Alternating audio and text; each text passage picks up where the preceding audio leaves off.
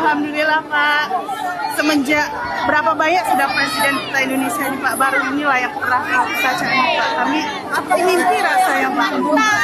Mau ucap apa ke Bapak Presiden? Terima kasih Pak Prabowo.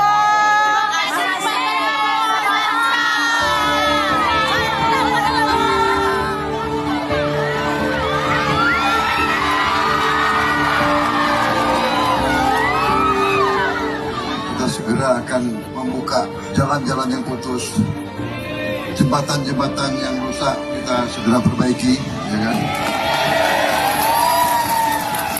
Alhamdulillah kita punya anggarannya, kita lakukan penghematan banyak di pusat supaya sebanyak mungkin bantuan, sebanyak mungkin kita bisa membantu kepentingan rakyat di paling bawah, desa, kecamatan, itu sasaran kita.